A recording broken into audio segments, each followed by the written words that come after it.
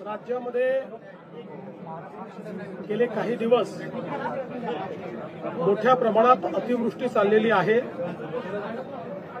साधारणपणे आतापर्यंत 975.5 मिलीमीटर एवढा पाऊस पडलेला आहे, जो सरासरीच्या 102% इतका आहे।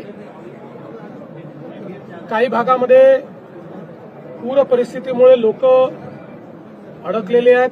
बीडमध्ये रेस्क्यू ऑपरेशन आपण चालवलं आहे, धाराशिवमध्ये रेस्क्यू ऑपरेशन चालवलेलं आहे।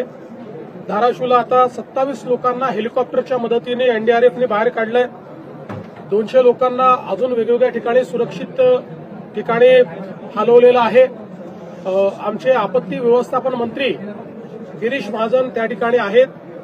त्यांनी ऍडिशनल हेलिकॉप्टरची मागणी केली आहे। तीही मी जी काही आपले मिलिटरी आहे त्या मिलिटरीशी बोलून अजून कुठून आपल्याला ऍडिशनल हेलिकॉप्टर आणता येतील का अशा प्रकारचा प्रयत्न देखील चाललेला आहे।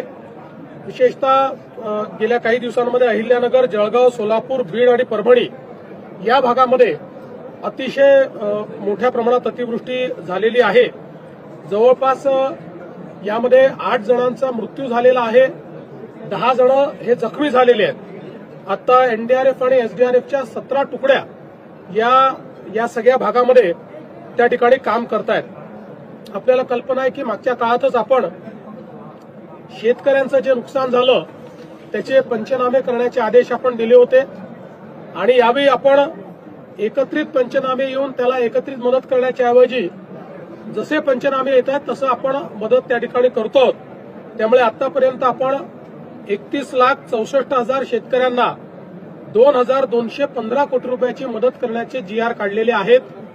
यातले जवळपास आता 1,829 कोटी रुपये जिल्ह्यांमध्ये जमाई झालेले आहेत आणि ते पुढच्या 8 ते 10 दिवसामध्ये म्हणजे सुरुवात तर खात्यामध्ये जमा करायला केलीच आहे, पण पूर्ण जमा व्हायला त्याला तेवढा वेळ लागतो। पुढच्या 8 ते 10 दिवसामध्ये हे पैसे जे आहेत ते त्या ठिकाणी आम्ही जमा करणार आहोत। त्यामुळे जवळपास हे 2215 कोटी रुपये हे तर जमा होतीलच, पण यासोबत अद्यापही हे काम थांबलेलं नाहीये, कारण नवनवीन ठिकाणी पाऊस पडतोय, त्या ठिकाणचे पंचनामे करणे आणि त्या ठिकाणी मदत करणे हे आता ऑनगोईंग काम राहणार आहे। त्यामुळे एखाद्या जिल्ह्यामध्ये आता आपल्याला जरी कमी पैशाची मदत दिसत असली तरी तिथलं काम चाललेलं आहे, ते काम काही थांबवलेलं नाहीये। आता जर एका तालुक्याचे रिपोर्ट आले तर एका तालुक्याला मदत करून टाकायची अशा प्रकारचं धोरण आम्ही ठेवलंय, जेणेकरून ही तातडीची मदत जी आहे ती शेतकऱ्यांना मिळाली पाहिजे।